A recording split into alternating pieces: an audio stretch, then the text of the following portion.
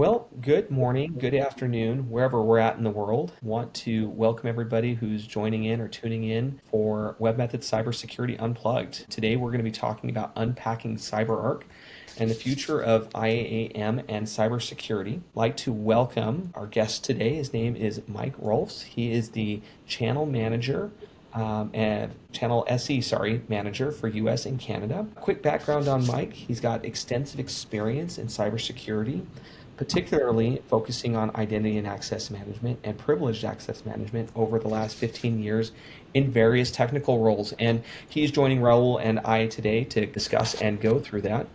And anything else to add before we jump in today, gentlemen? No, looking forward to the conversation. Let's have some fun. Wonderful. Well, I'm going to go ahead and I'll kick it off with the first question, and we'll kind of bounce back and forth between Yeah. Raul and myself, and we'll go ahead and make a mission of it. In terms of CyberArk's platform, Mike, what is CyberArk's mission? What's their vision? Great question, Robert. I appreciate that. All of us kind of being techie. At the beginning of the day, though, right, we need to be able to go ahead and provide and deliver measurable cyber risk reduction. We need to be able to measure that. We need to be able to show that. As a leader in identity security, CyberArk is focused on providing controls that deliver measurable cyber risk reduction while heavily investing in research, innovation to stay ahead of future threats. Our approach embraces, and this is something a little different when I came to CyberArk, right? Think like an attacker. That attacker mindset. We're just not these guys on the wall protecting the perimeter. We need to take a different view, a different vision of that.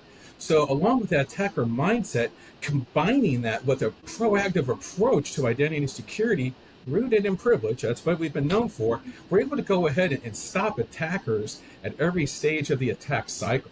Next, along those same lines, and you've probably run into this, if I can't bolster operational efficiencies, if I can't make it easy and nice, I go around it. It gets shelved. We've never seen that happen before. It's kind of funny as you talk about that, Mike. I bet you that all of us have stories where you're going in, you're working not just with tech, you're not just working with cyber, you're working with the business, and you put in this implementation. Hey, this solution is going to take care of you. It's going to put you it's going to put you on the map. It's going to protect you. And then in comes Black Ops IT, or you've got some skunk works funding for, hey, we've got this great solution to get around this multi-million-dollar implementation Oh, yeah. that we've just put in. Raul, you've never seen that, right? To be honest, what I think about is just the end user themselves. They're like, hey, I can do my job now. I'm going to figure out ways to get around this so I can do my job more efficiently. So you end up creating an attacker by accident, right? Yeah. And I'll give you an example. Many years ago, myself as an admin, I was like, I need to be able to access my automated scripts. And to make it easy, I would synchronize it with a cloud drive solution. And that's just something that I'd done for many years. And then at this organization that I was at, I got flagged for, synchronizing what they would call sensitive data into the cloud. And ultimately, I had to bring them my hardware and say, here's what I have. Oh, that's synchronizing my automated tools, so that way I can do my job easier when I'm jumping between devices, right? And so those are some things that people do to try and get around security solutions in order to do their job more efficiently. So part of what I heard Mike say was, how do we elevate security posture while enabling the user without having it make it so hard that it unbalances usability and security, and making it too secure where the user can't do their job and they start to look at ways of, how do I circumvent the system so I can actually do my job? I want to kick a question back to you, Mike, back to CyberArk, right? Yeah. So, I mean, I'm sure there are many, many ways that CyberArk can address this particular issue.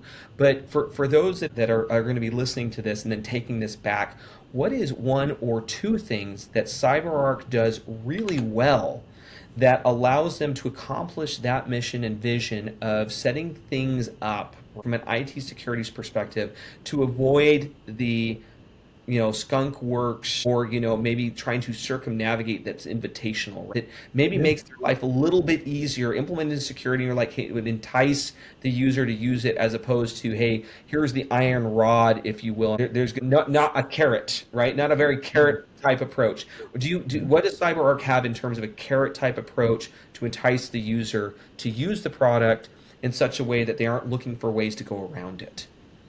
Excellent.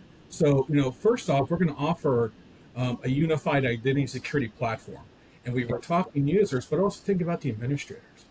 If I want to go ahead and administer my IAM solution, maybe my IGA solution, my PAM solution, no, I'm all over the place, man. So we want to bring a unified identity security platform that's going to go ahead and secure access virtually for every identity, any workload from anywhere. The idea and the purpose behind that is to avoid a complex patchwork of siloed efforts and solutions. That drags down productivity. While we bring our unified approach, we're going to bolster productivity, reduce IT burden, and really enable the business to thrive. I know we're all kind of techie on this call, and that's what we like to talk about, but at the end of the day, we need the money from the business. So if the business can't accelerate, they can't run the way they need to run without compromising security. It's so important to keep the business in mind. So, with that in mind, can you take us down some of the new benefits that have been provided through CyberArk's platform? I know there's this huge initiative. For me, it's brand new, just learning about it a few weeks ago. Give us a high level of what that new platform includes versus what many other industry leaders in the identity space understand CyberArk is today. Yeah, definitely. What we saw here at CyberArk, everyone's known us as the PAM folks. But the reality is that when we look at these breaches and dissect them, no one starts off with a privileged credential, do they? They start off with my account or your account, right? Some sort of low level domain user doesn't have access to much.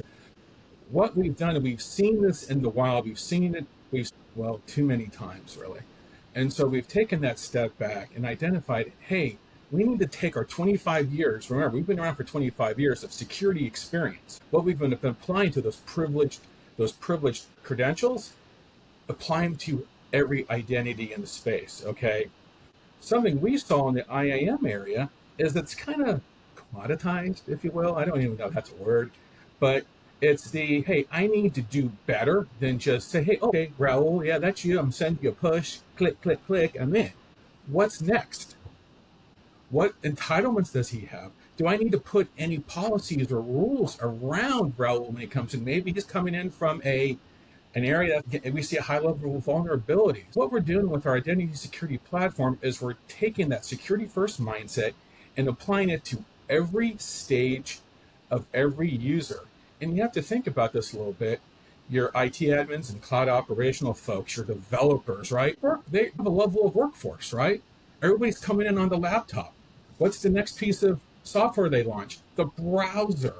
So that's where we want to start, right? Our security journey, and our platform now, Robert, is doing that. We start with the laptop, right? We start with endpoint security. We want to go ahead and offer a secure way to browse sensitive applications. Maybe not every one, but if I have access to sensitive information, that's just as harmful if I exfiltrate that than an attacker getting hold of the network, maybe. Yeah. So there's privilege everywhere we look. And so we want to start there, and then we want to wrap controls around those identities when they come in. Hey, the only control I have usually if I come in through just some IAM solution is whatever my group membership is in AD. We need to do better than that. We need to go ahead and provide entitlements perhaps on the fly, in an ephemeral fashion, okay? Then we need to go ahead and wrap that in full audit. And what I mean by that is using our UBA engine, using our own AI engine, I need to be able to detect those problems. Again, like I mentioned earlier, maybe dynamically create a policy to hit you with an extra level of MFA if you're in a weird spot. And then I need to be able to have this process repeatable. What does that mean? I need to have ongoing discovery, ongoing onboarding. I need to be able within the platform to run entitlement certifications. hey, what does Raul have access to? What does Robert have access to within our platform? Okay, maybe you've changed positions. You're no longer this awesome consultant. You're VP now. Your entitlements are going to change. I need to be able to automate from the beginning to the end and do it every day of the week because the landscape is always changing. And something that we all know on this call is the security practitioner has to be right all the time. Bad guys just have to be right once, right? Oh, yeah, it's kind of funny. Many moons ago, when I worked at American Express, there was a common saying that was held by the lead of, well, I guess I would term the SOC at the time, right? And he said, the good guys have to be right 100 times out of 100. The bad guys only need to be right once. Yeah. And I remember, so I just gotten out of college at that point. And I remember hearing that. So fast forward, it's almost 20 years later, and that resonates so much. Where we don't get to be wrong, which is No. wild, right? I mean, it is wild. You can't be wrong when you open your mouth and you make a recommendation. You have to be spot on, and it's kind of funny. It's something Raul and I have talked about is that you have to be on all the time, not just sometimes, all the time when you're talking with folks and you're engaging and you're talking with customers. And actually, it was interesting as you were talking about the rollout specifically of, and identifying each of these different scenarios. There's certain levels of access or applications where we now have to address that you are now needing to be in a secured browsing session. What immediately popped into my mind, and I don't know if this is a question that many customers would ask, but it's something I was wondering is why wouldn't I just make this the statement that no matter where you're at, you must always do these processes. I kind of go in extreme and say you must always be in secure browsing. You must always check out, your credentials and do you think that would lead to like credential fatigue? Do you think like secure browsing fatigue? They're like, hey, you know what, guys, you've made my job so complicated at this point, it's not worth doing. Have you seen anybody ever try and do something like that, or have you, and does the question kind of make sense? Does that, Oh, it totally does. And it would probably lead, though I haven't seen it, it would probably lead to some sort of fatigue. And this is something I'm going way back. You can see all the gray in my beard. I'm an old man. But the reality is I remember this exercise when we talk about security is prioritizing or applying a risk score to systems or applications. What would it mean if somebody got access to that? I'm going yeah, to say it doesn't happen, but at least in my experience, it rarely ever happened. So what would happen is everybody just turns on every control for all the time. And the next thing you know, I think I shared with you an exercise that some folks went through about pushing bogus MFA push to the phone. And what they do, click, click, right? It gets old. So that's a possibility. I'm thinking with a secure browser type of thing, would that really I kind of pulled that one out. hurt you? Secure browse probably is not the best example, but for sure, oh, Raul, sorry, it looks like you're about to say something. I wanted to know if you can actually kind of dive in a little deeper on the secure browsing story. It seems like an interesting solution that was introduced that's different from the other ways to approach secure browsing in other organizations, where today a lot is, hey, use the browser that you're using. We'll deploy a method of control to that browser. But this is different in how CyberArk is approaching it, and I'd like for you to kind of dive into that more, how it works, the approach, and many benefits that it provides that differentiates you from the industry today. Yeah. So this is something that we built in house. No or not, we have our CyberArk's lab team. We have a red team, right? These are people that have either boots on the ground or really close, right? So we solarize in cookie hijacking. We decided, hey, this is a threat we can take care of pretty easily. And so our wonderful development team came out with this. And the idea is that we need to not process, those cookies should never land on the laptop. This goes back to what we call fundamental security. We're all in on our laptops. Right now, we're on our laptops. Next thing I pop open, remember what I said, is the browser. The browser should be secure. Now, the way that works is that cookie is processed, right? We're getting true session isolation here. It's processed up in the cloud with us, right? So it can't be manipulated, right? It can't be hijacked. Yep. So at the end of the day, I have that secure session that we all need and have avoided that type of risk. Yep. And in comparison to maybe, having some sort of, browser where you can control it through GPOs or send stuff down like that, that's fine and dandy. But now you're back into the whole IAM commoditized conversation where, okay, I can do limited control, but I Yeah. can't enforce extra controls if needed. So, for example, Raul, if you jumped into your HR application, okay, I can create a policy within our identity security platform that says, okay, Raul, you're going to browse somewhere a little more sensitive. Let me go ahead and make sure you're using the CyberArk secure browser to do that. Compared to as, oh, I'm going to check out my gym membership, right? Or book a tea time. I don't need the secure browser for that. And so the ability is to add those layers of control when necessary. So think about the right access, right, at the right time for the right reasons. I hope I answered your question, Raul. Yeah, no, it's very interesting. That approach is, like I said, vastly different. Coming from also an endpoint management solution, endpoint security background, is very different on how we would approach the secure browser mechanism, right? There are some solutions out there today that enforce what I would call a work version of Chrome or Edge or so forth. This is a different approach, but I thought was very interesting that you shared that. Why not? It is built on Chromium, our browser. I will say something that was as you were talking about that. So one of the things that I had an opportunity to do when I had a little bit more free time in my hand, I was able to get certified as essentially with an outfit called OffSec, which is they've got this thing called OSCP, which by the way, if anybody's listening to this, if you ever get a chance, go do it. 100% recommend it. You should definitely do it. This is not endorsed anyway by the Offset group, but they're a good crew to get in with. But one of the things that we did is, and I believe it was Edge that introduces potentially Internet Explorer, the idea of a sandbox. So it would create like this sandbox environment that would instantiate or an instance of some kind or spawn a process to try and lock down the individual. So even if you were to say, to run an exploit, that it would contain it, right? Yeah. Then what ended up happening is they found bugs inside of the sandbox, and you're able to exploit the sandbox. So essentially you're daisy chaining out, right? So you're like, it's kind of funny because you'd go in, you'd run your exploit, like, hey, why is it not working? Oh, you're inside of the sandbox, so then you exploit the sandbox to get out. But I love this idea that, oh yeah, so fine, you get out of the sandbox that we put you in, but there's nowhere to go because you're running inside of this cloud instance that leads to nowhere. Fine, okay, you got out, and what, right? Yeah. I mean, and to that point, again, within our identity security platform, making sure we're using that secure browser is just one policy or one rule we can put in place, right?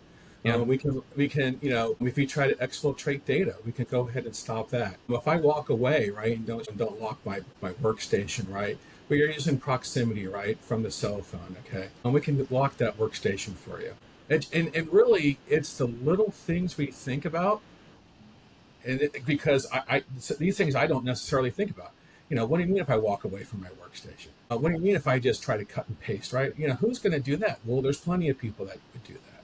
Yeah. Okay, I'm a liar. I would probably do the cut and paste thing. Do you ever do the thing where you turn their desktop upside down, or like put like a fake, desktop, and so they're clicking on it? No, that would never happen, right? That's awesome. That's awesome. Oh, that just brings back some traumatic memories when I was at a help desk, and they were very big on lock your station every time you get up. Yeah. The first beginning of my career, and I had a habit of just walking away. And one day I came back, and my screen was all flipped around, and it was so annoying to flip it back, especially when I didn't know the hotkeys then, right? So I'm like sitting there trying to maneuver my mouse. I'm like, all right, I'm gonna start locking it. In fact, I ended up finding a solution that was USB driven, but at the end of the day, I had to beat that into myself because even that USB solution was like a fake lock, if you will, and it worked inconsistently. So that I understand. So being able to lock the screen when you walk away now with these mobile devices, and they have these NFC tags that are built in, makes it so much simpler for a lot of users. Yeah. So kicking back in this, I know you mentioned the word platform at the beginning of the call, Mike, and we've talked about. I mean, what CyberArk is known for is vaulting, PAM. But you'd mentioned one piece, or like maybe a sliver of the platform right now, which is this browser that connects to the end user platform or the end user systems. We can talk about the privileged access stuff a bit. CyberArk's really known for that, which is great. But in terms of this platform offering, I think that there was an AI component that's been recently introduced. I got to tell you, one of the things that I saw that was, as a developer, an integrator, an implementer, I honed in on this was you can ask it about like documentation, right? Yeah. And I'll tell you, the fact that I can go to an AI and talk to it, and it's like, hey, by the way, what does the documentation have to say about ABC, and not have to actually search the documentation anymore? I was cheering for developers and integrators everywhere when I saw that. Because even just with what Chat GPT can do, and then having something that is being sanctioned by CyberArk, and I know that it does much more than that. That would just happen to be the thing that I was super excited about. What other types of, and we don't have to talk about AI if there's something else you think is maybe a little bit more interesting, but I think that would be great to kind of dig into. Yeah. So on the AI front, to your point, and I don't know what happened to doc writers. I'm probably going to, I don't know, they're going to toilet paper my house maybe later on. But something happened where documentation just got nuts, where you would find something in the docs and it's just a link to another page. And then it's another link to another page. And pretty soon you get this whole circular thing going on. So the AI chatbot, number one, to your point, hey, how do I create a save? Simple admin task at the end of the day, instead of having to dig through documentation. However, though, also where the AI is core, we call core AI, is coming in, is in our reporting, in our threat detection. So often, I worked on SIMs a long time ago, and you get these cryptic type of messages that only you would know about, or somebody who's intimate with the technology would be, right? And then, as someone who would create those parser files or XML files, then I would add some language to it, which I barely graduated from the third grade, so my writing skills are horrible. It puts it in meaningful language. It sounds super basic and kind of not very exciting, but I can read it, I can understand it. And here's the beauty. I can send that to my SOC. Yeah. We have over 600 integrations. Yeah. So it makes sense. I'm also then going to be able to go through our AI platform there, is then identify risky behaviors, and again, help just bring them to the forefront. So it's not some sort of cryptic message. That's where we started with our AI. It's just going to grow. I think it's probably GA right now in our current release. But with our core AI and our UBA and our analytics engines, it's a nice marriage to really help bring those risks to the bubble them up to the top and making them meaningful instead of just looking at it and scratching your head and moving on. No, that's super cool. I'm looking forward to the advancements that come from that, just because having AI actually participant in the platform, right, in terms of what it's doing, is such a value add. Yeah. Um, and actually, in terms of the platforms, what else, right? Yeah. Is there anything Yeah. else? There's like 50 things we could talk about, but I think maybe it would be helpful is maybe one more of those items. Right? Is there anything specific that's popping to your mind? Because we've beat up on the platform in terms of what can it do and what other things can it do. Is there something from your perspective that you're thinking that you're like pops the top of mind? I would have to say top of mind would be CyberArk coming into the identity access management game, right? You guys are swinging in and maybe changing things up. A lot of what I heard that connects the dots for me, and that is the machine identity, right? When I think of it differently, right, I think of it as an application, managed identity, if you will, or what have you. There's different ways to approach that problem, but what I heard the most from CyberArk was the machine identity conversation Mm-hmm. and how they're solving for that, and some of the automation that's behind that helps drive the simplification of management of machine identities, uh, moving into other platforms, right? Because being able to, at the end of the day, your solution solves a problem in other multi-cloud platforms, right, that are out there today. So if you can kind of hone in on that, I think that'd be very helpful to help everyone understand what it is that CyberArk is doing, what are some of the plans that they've had, and what are they doing, what's available to them today. Yeah. Service accounts, machine identities, however you want to phrase that, is really nothing new to CyberArk. We've done it for quite a while. We took a little, the space has grown. So, back in the day, having your vulnerability scanners like Tenable and Nessus, right, running a scan, right? It's running with a privileged credential. So, hey, let's go ahead and build an integration where they can check that out, right? That's an automation, right? It sounds kind of simple and stuff, but the reality is it should actually check that credential out from our vault before it uses, right? So we can manage it and rotate it.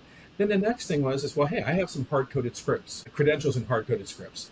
Really, I should be making some sort of call to the vault, right, to get those credentials, again, where we can manage it. So that's where we started. And then we got into, well, DevSecOps, right? With our Conjure solution, which is part of our identity security platform, right, where we need to take care of those workloads and those CI/CD pipeline tools, right, to have them come to a place to get that credential before they run their playbooks and their workloads and stuff. And the next level that we've taken that to now is because, quite frankly, developers are special people. We are special people. And so we hear it. Remember I mentioned earlier about research and innovation. Hey, I don't want to have to change up where I store my secrets, right? My keys, right? I've been using Azure or AWS, right? I like those key stores. Now the problem with that though is I have a bunch of mini safes out there, right? For every project, every function, maybe I have its own key store. I have no visibility into it. Couldn't tell you who used it last. Is it being managed? So what we've added to our platform is a solution called Secrets Hub. Okay, this is where we're using the native secret stores and those cloud resources, right? So as a developer, Robert, right, I don't have to change any code. I still use my same secret store, but guess what? It's managed within the CyberArk platform, right? The vault, right, where I can rotate it. Now this gives me visibility. Hey, when was the last time that secrets was used, right? And we call this out within Secrets Hub. Hey, if something hasn't been used in 120 days, I probably should get rid of the secret. Yep. Okay, that's just a risk. That's a vulnerability is hanging out there. So we're going to provide that visibility, right, into those cloud secret stores. So our developers can still what they do, right? We don't want to mess with them. We don't want to get in their way because, quite frankly, they are busy. They're changing code rapidly. We don't want to mess with that workflow, but yet we still need to be secure. Secrets Hub, we're seeing a big push on. Matter of fact, a little call out. You can go ahead and get a free version of the Secrets Hub. Scan your environment, and it's going to tell you what it comes back with and what's managed and how to manage it, how old it is, when was the last time it used. All those little things that at the end of the day are going to satisfy another group of people who I'm going to, I don't really care for, but they're necessary. Our audit and compliance folks, right? So that's going to satisfy those requirements. Audit and compliance, you scare everybody. I'm just going to throw it out, everybody. Yeah. Everybody is scared of you. We would like to be your friend, but when you show up, we all want to hide under a rock because nobody wants to be looked at. And really what's funny is we probably should be paying them a royalty because I know audit and compliance drive a lot of business for security. That's a love-hate relationship. It's very complex. So when you were bringing that up, Mike, something that I wanted to segue into. So I was thoroughly impressed with a recent acquisition. I think you're talking about our Venafi acquisition, right, Robert? Yeah, I couldn't tell you the gentleman's name, but we spent like 45 minutes on slide 1. And it was really funny because the gentleman that was explaining it to us, I just started hammering him with questions. Yeah. And in terms of how the offering functioned, and to try and get an understanding of it. And it was funny because at the end of this 45-minute, we'll call it, right, left. He said we normally spend about 30 seconds on this slide. So I'm not sure if we're going to make it to the rest of your questions during this session. But what I will tell you, what I walked away with is it was kind of funny because, hey, there's 3 questions that you need to ask, and I said no. There's only one question that you need to ask. And I'm dead serious, which is, how painful was the last outage? Because there is not one organization that I have ever met, been to, participated in, that has not felt the repercussions of an expired or incorrect certificate that has been loaded into an environment. And it's a very simple I'm going to say simple problem to fix, and how the approach to fix it. Everybody knows about it. Only one company went out and has done as amazing job as I have seen They addressed the special developers, right? Those of us out there that develop. They Yes. addressed the application owners. They addressed the business owners. They addressed everybody as part of the platform integration in terms of lifecycle management. Yeah. And I really wish I had a really nice little diagram to bring up. I don't right now, but that would be, I think, just fantastic. But I think it's worth discussing and talking about because that problem is pervasive. Every Yes. environment on the planet deals with it, and it's now part of CyberArk's platform. Exactly. For us, and for me, 'cause I've been here for 8 years, it kind of completes the story. Often, when I was doing enterprise work and demoing and companies and POCs, that would come up. Hey, wait, what do you do about certificates? And I'm sorry, that's my customer voice. And it would be, yeah, no, hey, let's go to our marketplace. And you knew who I would show. Hey, here's Venafi. So it makes sense, and I'm sure there's more vulnerabilities and more risk out there that I'm aware of. But to me, it closes a major door in the machine story here at CyberArk. Right? It is huge. It's so important. And with folks, to your point, I was talking to my buddy John about this, where he was relaying back to me. We were talking about the whole Google 90-day thing, whatever, and I've heard Apple now is going to come out with their thing. And what he mentioned was the scary thing is that was supposed to be a standard. Someone broke away from the pack and said, I don't care what's a standard. We are doing this. So now what's going to stop the next company? Maybe it's Microsoft. Hey, we want to get down to a 10-day. I mean, we just we're getting crazy. But the idea is you took a standard and you broke it. So what's next? And to your point, so what's next? And so when you have a certificate lifecycle management solution, Yep. okay, I don't care what you do. Yeah. We got it. Yeah.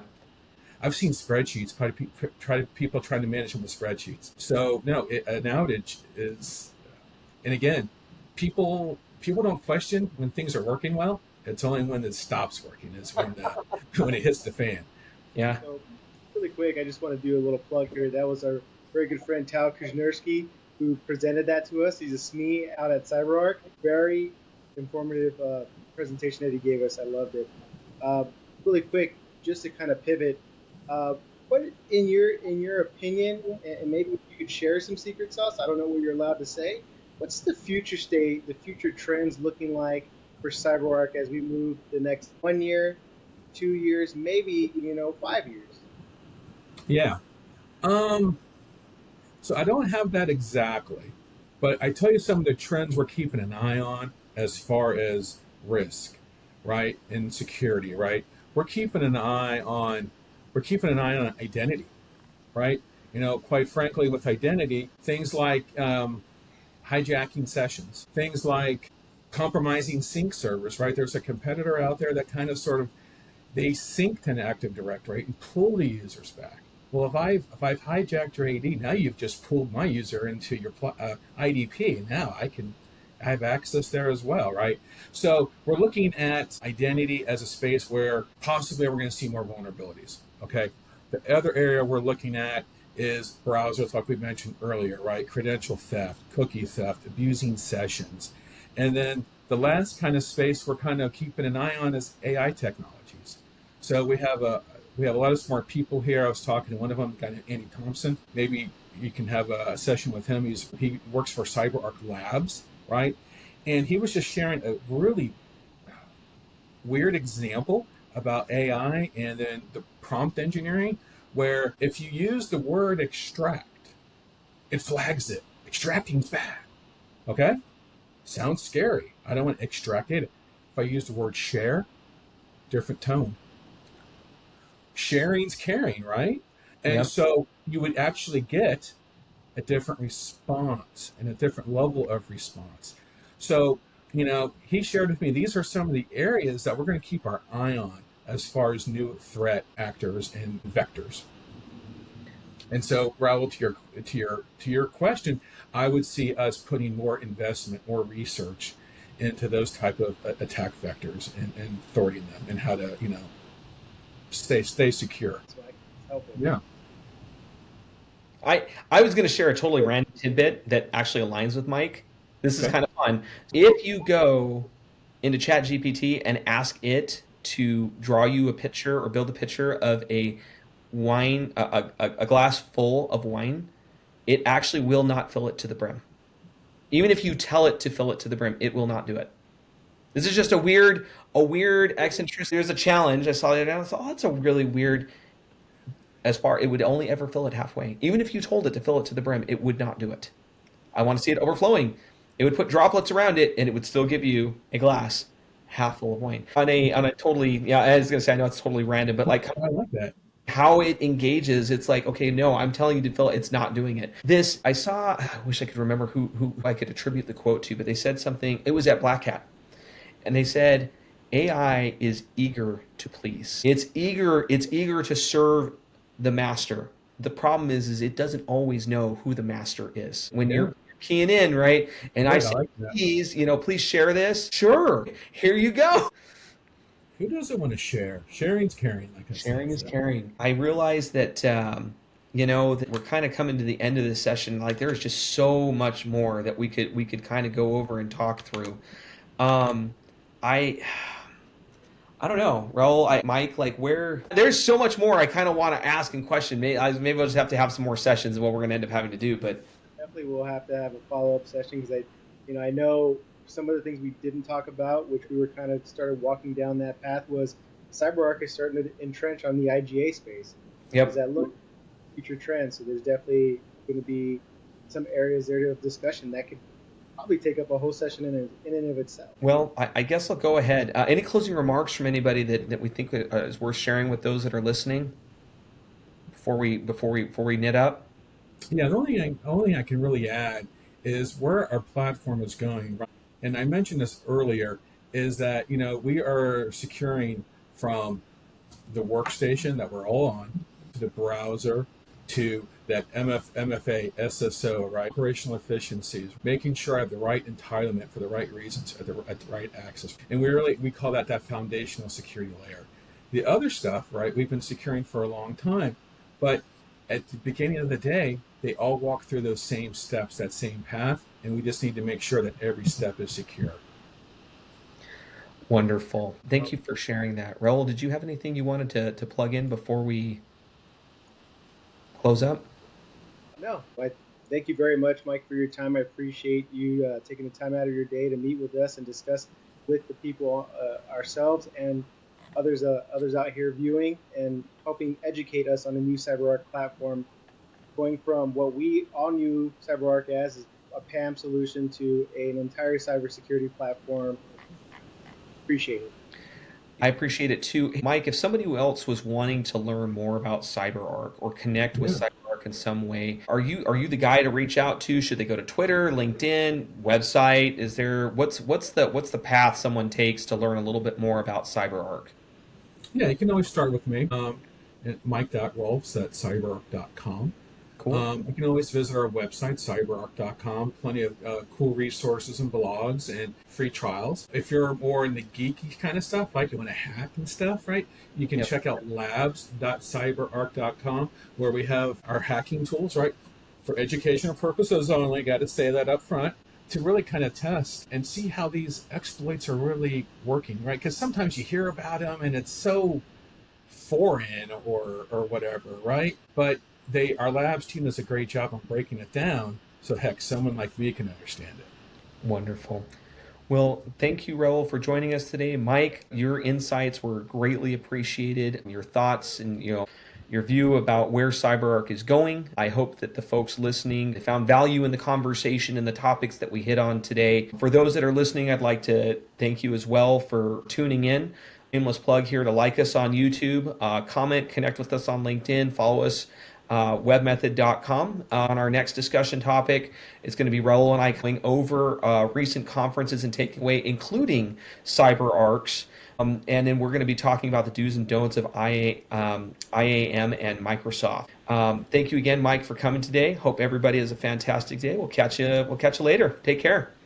Thank you.